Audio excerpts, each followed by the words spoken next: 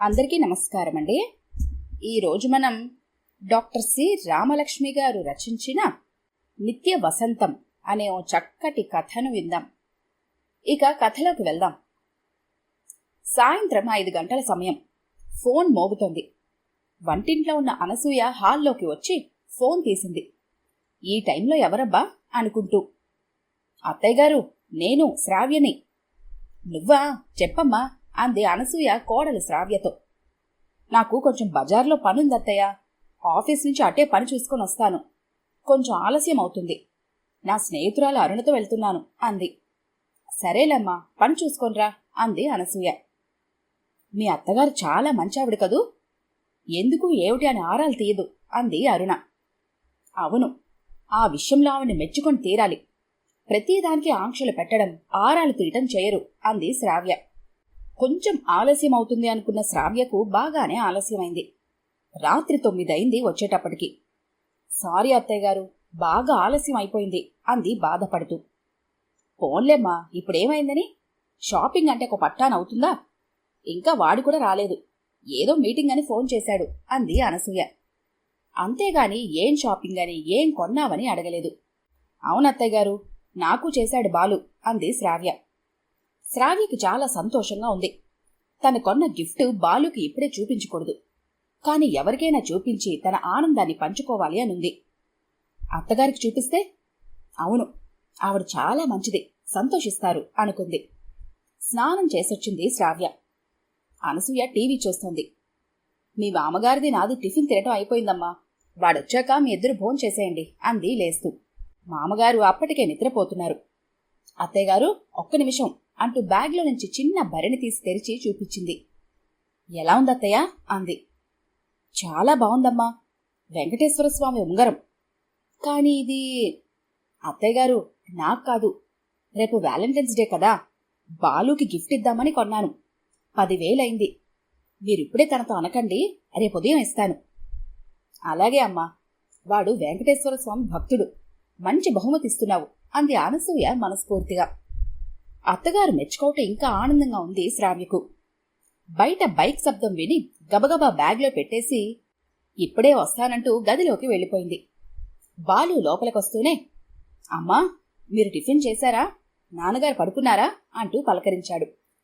తల్లి తల ఊపి మంచినీళ్ళు తెచ్చిచ్చి, ఇంతసేపు అయిందే నాన్న, 10 అవుతోంది అంది. ఆఫీసులో పనుందమ్మా అన్నాడు. శ్రావ్య అక్కడే ఉంది. అనసూయమ్మ తమ బెడ్రూంలోకి వెళ్ళిపోయింది. తొందరగా స్నానం చేసిరా బాలు, ఆకలేస్తోంది అంది శ్రావ్య. సెల్ మోగితే మాట్లాడటానికి బాల్కనీలోకి వెళ్ళింది. బాలు అటు ఇటు చూసి నెమ్మదిగా తల్లి దగ్గరకు వెళ్ళాడు. నాన్నగారు మంచి నిద్రలో ఉన్నారు. అనసూయ ఇక్కడ పడుకోవటానికి సిద్ధమవుతుంది. అమ్మా అంటూ పిలిచాడు బాలు. ఏ నాన్నా అంది ఇలా వచ్చాడేమిటి అనుకుంటూ. జేబులోంచి చిన్న బాక్స్ తెరిచి చూపించి, ఎలా ఉందమ్మా ఇది? శ్రావ్యకి బ్రేస్లెట్ అంటే ఇష్టం కదా, రేపు గిఫ్ట్గా ఇచ్చి సర్ప్రైజ్ చేద్దామనుకుంటున్నాను అన్నాడు బాలు. చాలా బాగుంది నాన్న, మంచి బహుమతి తెచ్చావు అంది తల్లి. తనతో నువ్వేం అనకమ్మా అంటూ వెళ్ళిపోయాడు. శ్రావ్య బాలు భోజనం చేసి కాసేపు ఆఫీస్ కబుర్లు చెప్పుకొని పడుకున్నారు. మర్నాడు ఉదయమే, happy Valentine's day dear, Balu నిద్ర మంచం మీదే చెప్పాడు. నీక్కూడా అంటూ శ్రావ్య లేచి వెళ్ళింది. వాళ్లది ప్రేమ వివాహం. పెద్దలను ఒప్పించి మరీ వివాహం చేసుకున్నారు. అందుకే పెళ్లి రోజుతో పాటు ప్రేమికుల రోజును ఘనంగా జరుపుకుంటారు. పెళ్ళై 2 ఏళ్లవుతోంది. ఇద్దరూ తలస్నానాలు చేసి కొత్త బట్టలు వేసుకున్నారు. బాలు, ఒకసారి కళ్ళు మూసుకో అంది శ్రావ్య. ఎందుకు అంటూనే కళ్ళు మూసుకుని నించున్నాడు బుద్ధిగా. శ్రావ్య ఉంగరం అతని వేలికి పెట్టింది. ఇప్పుడు కళ్ళు తెరు. ఉంగరం చూసి బాలు కళ్లల్లో మెరుపు. కళ్ళకద్దుకున్నాడు భక్తితో. నేను లేకుండా నువ్వెక్కడికి వెళ్ళవు కదా, ఎప్పుడు కొన్నావు అన్నాడు ఆశ్చర్యంగా. నిన్ను సర్ప్రైజ్ చేద్దామని నేనే వెళ్ళాలే. నీకు నచ్చిందా బాలు? చాలా చాలా నచ్చింది, నీ అంత బాగా. మరి నేను తెచ్చింది నీకు నచ్చుతుందా అంటూ ఆమె చేతికి బ్రేస్లెట్ పెట్టాడు. శ్రావ్య ఇది ఊహించలేదు. ఎంత బాగుంది బాలు, నువ్వెప్పుడు వెళ్ళావు కొనటానికి అంది. నేను నిన్ను ఆశ్చర్యపరచాలనే ఒక్కడే వెళ్ళాను అన్నాడు. పద, టిఫిన్ చేసి బయలుదేరదాం. ఇద్దరూ డైనింగ్ హాల్లోకి వెళ్లేటప్పటికీ అనసూయ భర్త మూర్తికి టిఫిన్ పెడుతుంది. పక్కన ఖాళీ ప్లేట్లు 2 పెట్టి ఉంచింది. గుడ్ మార్నింగ్ అమ్మా, గుడ్ మార్నింగ్ నాన్న అన్నాడు బాలు వాళ్ళకి హ్యాపీ వ్యాలంటైన్స్ డే చెప్తే బాగుండదు అని. ఇద్దరు కొత్త బట్టల్లో మెరిసిపోతున్నారు. శ్రావ్య ముందుగా మామగారికి, తర్వాత అత్తగారికి బాలు ఇచ్చాడంటూ బ్రేస్లెట్ చూపించింది. బాలు కూడా శ్రావ్య తనకి బహుమతిగా ఇచ్చిందని ఉంగరం చూపించాడు ఇద్దరికి. అనసూయ అప్పుడే చూస్తున్నట్లుగా మెచ్చుకుంది. బావుందమ్మా, ఇలా ఒకరికి నచ్చిన వస్తువులు మరొకరు బహుమతిగా ఇచ్చుకోవటం. ఈవేళ ఏమిటి ప్రత్యేకత అన్నారు మూర్తిగారు ఏమీ తెలియనట్లు. ఇవాళ వ్యాలంటైన్స్ డే, ప్రేమికుల దినోత్సవం నాన్నగారు అన్నాడు బాలు నవ్వుతూ. ఓ, మీరు ప్రేమికులయ్యాకే దంపతులయ్యారు కదా, తప్పకుండా ఈ పండుగ మీరు జరుపుకోవాల్సిందే. ఇంకా ఎలా జరుపుకుంటున్నారమ్మా అన్నారు కోడలు వంక చూస్తూ. ఇవాళ లంచ్ టైంలో మనోరమ హోటల్లో భోజనం, సాయంత్రం ఫస్ట్ సినిమాకి. మామయ్య గారు సెలవు దొరకలేదు, ఆఫీస్కి వెళ్ళిపోతున్నాము అంది. బావుందమ్మా అన్నారు ఆయన. ఇద్దరూ టిఫిన్ తిని ఆఫీస్కి వెళ్ళిపోయారు. వాళ్ళిద్దరూ మధ్యాహ్నం ఆఫీస్ క్యాంటీన్లోనే భోజనం చేస్తారు రోజు. రాత్రుళ్ళ ఇంట్లో తినేది. సాయంత్రం ఆఫీస్ నుంచి వచ్చి తయారై సినిమాకి వెళుతూ, అత్తయ్య గారు మేం వస్తూ హోటల్లో తినేసొస్తాము, మా కోసం ఏమీ ఉండొద్దు, ఎవరు చూడొద్దు అని చెప్పింది శ్రావ్య. ఆ రోజంతా బాగా గడిచింది. ఆ ప్రభావం 2 రోజుల దాకా అలానే ఉంది. 3వ రోజు ఉదయమే, శ్రావ్య శ్రావ్య, నా బట్టలు ఇస్త్రీ చేయలేదేంటి, అన్నీ అలానే ఉన్నాయి, ఇప్పుడు నేనేం వేసుకోను అంటూ అరిచాడు బాలు. నాకేం తెలుసు, నా బట్టలే నేను చూసుకోవటానికి టైం చాలక ఏడుస్తుంటే అంటూ విసుక్కుంది శ్రావ్య. నీవన్నీ చేయించుకున్నావుగా, అప్పుడు నావి చేయించచ్చుగా, అంత మాత్రం చేయించలేవా విసురుగా అన్నాడు బాలు. అబ్బా బాలు, నేను ఇస్త్రీకి ఇస్తున్నప్పుడు చూసి నీ బట్టలు నువ్వే ఇవ్వచ్చుగా, నాకేం గుర్తుంటుంది, నేను కూడా రోజు నీలానే ఆఫీస్ పని చేసి వస్తున్నాను, నీ బట్టల సంగతి నువ్వు చూసుకోలేవా శ్రావ్య కోపంగా అంది. ఆ మాత్రం కూడా నా కోసం చెయ్యలేవా బాలు విసురు. నువ్వేం చేస్తున్నావు నా కోసం? 4 రోజుల కిందట రాత్రి నాకు విపరీతంగా తలనొప్పి వచ్చి జ్వరం వచ్చేటట్లు ఉంటే లేక లేక టేబుల్ మీద అమృతాంజలి ఇమ్మని అడిగితే ఇచ్చావా? నిద్ర డిస్టర్బ్ అవుతుంది, నేను ఇప్పుడు లేవలేను అనలేదా? నాకు ఒంట్లో బాగలేనప్పుడు నువ్వు పట్టించుకోకపోతే నేనెందుకు నీ పనులు చేయాలి అంటూ అరిచింది శ్రావ్య. మూర్తిగారు అనసూయ అక్కడే ఉన్నారు. రోజు ఆఫీస్కి వెళ్లే ముందు ఇంటికొచ్చాక ఇదే తంతు. ఇస్త్రీ బట్టల దగ్గర నుంచి ఎక్కడో పెట్టి మర్చిపోయిన దువ్వెన, పెన్నులు, ఆఫీసులో ముఖ్యమైన కాగితాల వరకు ఒకళ్ల మీద ఒకళ్ళు నీది తప్పంటే నీది తప్పని అరిచేసుకుంటారు. ఎవ్వరూ తగ్గరు. ఒక్కొక్కసారి గొడవ తీవ్రంగా ఉంటే 3-4 రోజుల దాకా ముభావంగా బింకంగా ఉండిపోతారు. రుసరుసలాడుతూ శ్రావ్య వెళ్ళిపోయింది. అలా దెబ్బలాడుకున్నప్పుడు బాలు బండి మీద వెళ్ళదు, ఆటోలోనో బస్సులోనో వెళ్తుంది. బాలు కూడా వెళ్ళిపోయాడు.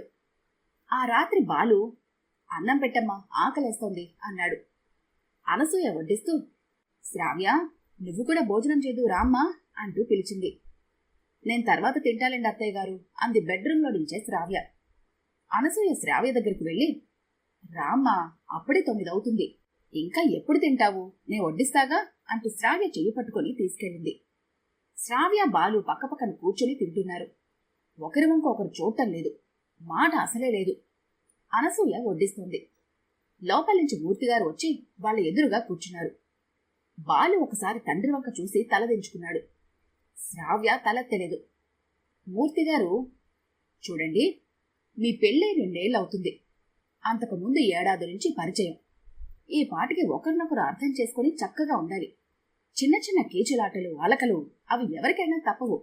అవి లేకపోతే సంసారంలో మాధుర్యమే లేదు. కానీ మీ ఇద్దరూ ప్రతి చిన్న విషయానికి గొడవ పడుతున్నారు. రోజుల తరబడి మాట్లాడుకోకుండా మౌనంగా ఉండిపోతున్నారు. ఇదేనా మీరు ఒకరినొకరు అర్థం చేసుకున్న తీరు? మీరు ప్రేమించి పెళ్లి చేసుకున్నారు కదా, 2 రోజుల క్రితం ప్రేమికుల రోజున ఎంత సంబరంగా జరుపుకున్నారు, ఎంత సంతోషంగా ఉన్నారు. ప్రేమకు ఒక ప్రత్యేకమైన రోజు పెట్టుకొని విలువైన బహుమతులు ఇచ్చుకోవటం, ప్రేమను పంచుకోవటం బాగానే ఉంది.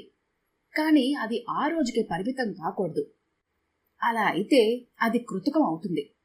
అటువంటి సందర్భాలు ప్రేమికుల, దంపతుల మధ్య పరస్పరం అవగాహనలో మరింత పెంచేవిగా ఉండాలి. అనసూయ అందుకొని, నీకు గుర్తుందా శ్రావ్య, ఒకసారి నువ్వు మీ రోజుల్లో వ్యాలంటైన్స్ డే ఉందా అత్తయ్య అని అడిగావు. అప్పుడు ఉన్నాయేమో, మాకంత బాగా తెలియదు. ఇప్పుడు ప్రతి సందర్భాన్ని అట్టహాసంగా జరుపుకుంటున్నారు. మాది పెద్దలు చేసిన పెళ్ళే. పెళ్లైన కొత్తలో మాకు భేదాభిప్రాయాలు కీచులాటలు ఉండేవి. మొదటి సంవత్సరం పెళ్లి రోజునాడు నేను మీ మామగారు అనుకున్నాము.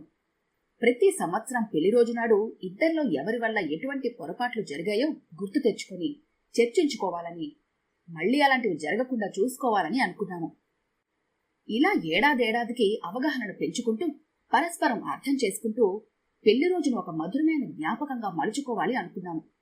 అలాగే చేస్తున్నాము. ఒకరి అభిప్రాయాలను మరొకరు గౌరవిస్తూ ఆనందంగా సంసార నౌక సాగిస్తున్నాము. దాంపత్యం అనేది నిత్య నూతనంగా ఉండాలి. భార్యాభర్తలు అరెమరకలు లేకుండా మెలగాలి.